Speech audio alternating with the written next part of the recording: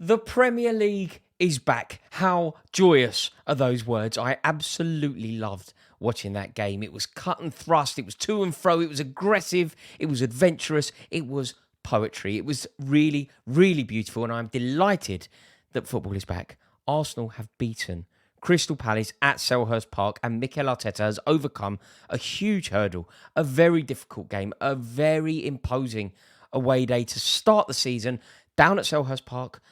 It's a very tough place to go. It is a cauldron down there. It can be very aggressive, not easy to win, and Arsenal lost there fairly recently towards the end of last season. With that in mind, the Brentford game at the beginning of last season, a London derby away from home on a Friday night to launch a season, this was pressure for Arteta. This was difficult for Arteta. I think the eyes of the footballing world were on this game, this fixture, thinking, there is potentially an upset here. There is a world where Zaha will be unplayable. Zaha will give Ben White a torrid time. And although Zaha stood out, I thought he was sensational. Arsenal got a really solid, impressive statesman victory at Selhurst Park. It's massive. We cannot overstate the importance of this win. Listen, nothing is won now. And of course there is plenty of time for us to reevaluate. Of course there is plenty of time for this to change. But Arsenal look good. They look really good. And I think that they were excellent at the very beginning of the game. Then, almost more excellent, more noteworthy. I think the focus will be on the way that Arsenal played, that blistering pace to which Arsenal started the game, the way that they announced themselves to the Premier League. They were sensational for about 15 minutes, but then they had to dig deep. And do you know what I think is way more impressive? Do you know what I think Arsenal fans should be way more happy about? Not the blistering, sensational football. Obviously, I know that. Don't get it twisted. Obviously, I know that's great. Obviously, I know they love that. Watching Gabriel Jesus put in a masterful display is obviously exciting.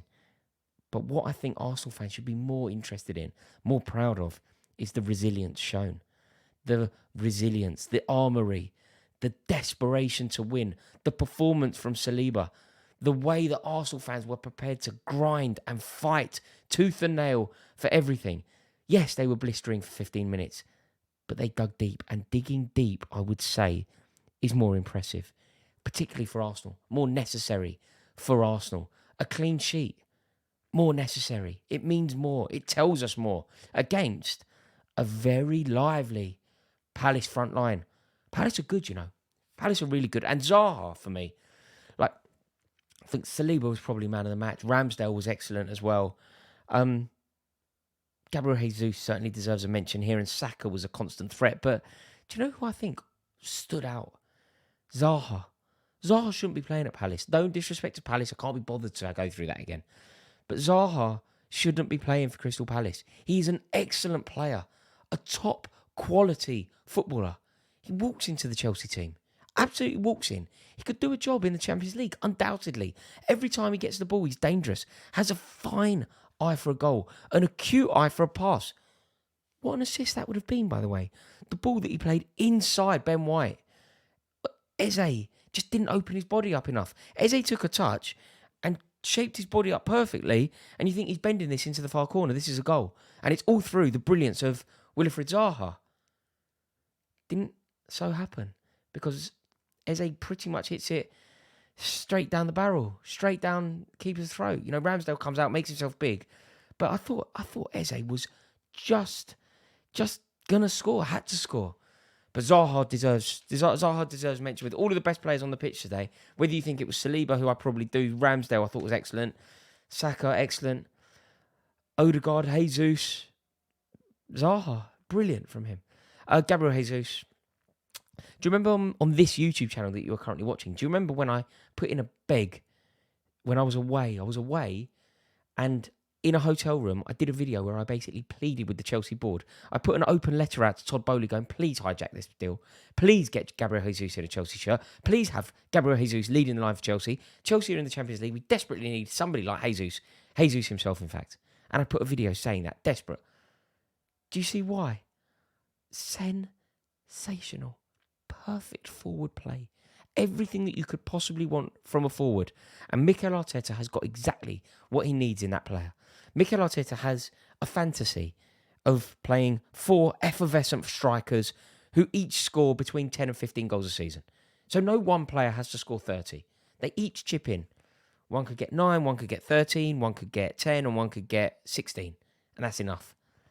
And that's what he's trying to build. And the key component, Gabriel Jesus.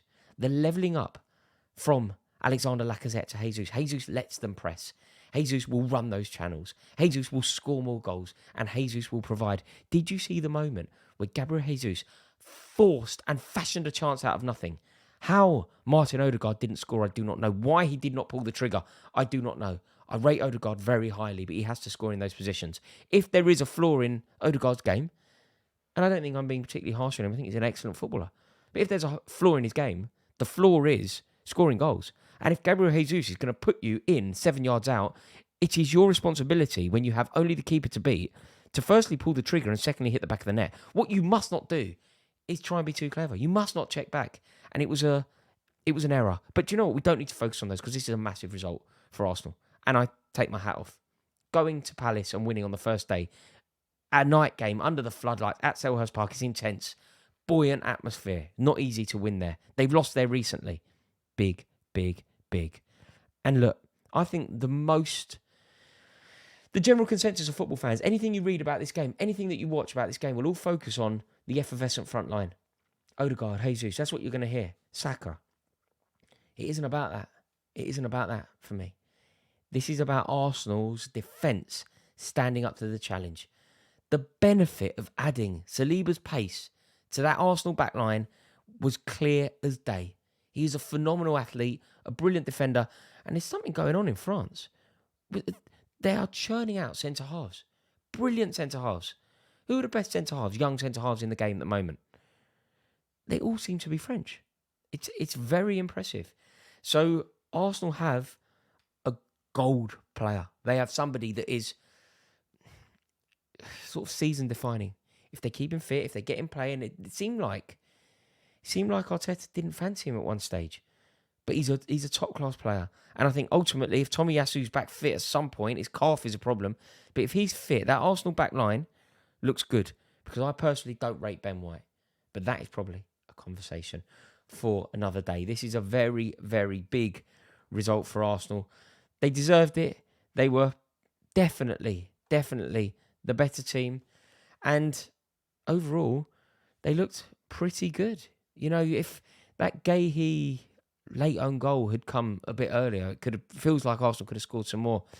But the resilience from Arsenal is a statement. You know, they controlled the game perfectly, really. When you think about what they did, they went 1-0 up. Martinelli scoring a header after, 20 minutes. They had a blistering start, got their reward, kept Palace at bay, weathered the storm, went up the other end, forced an own goal. Textbook, isn't it? Can be a very simple game, football. And Mikel Arteta definitely got this one spot on. Fair play to Arsenal. Top of the league. Thank you for watching this video. Please click subscribe.